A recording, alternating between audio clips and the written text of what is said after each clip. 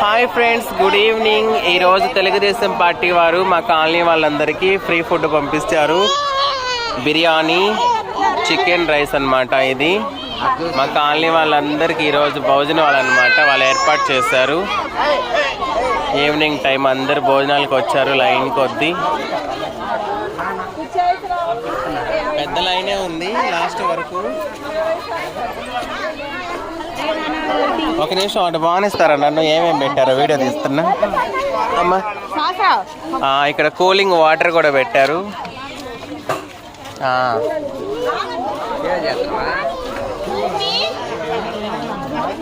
వేడి వేడి biryani, chicken curry, పెరుగు చట్నీ అండ్ సాంబార్. కళ్యాణా? ఓకే.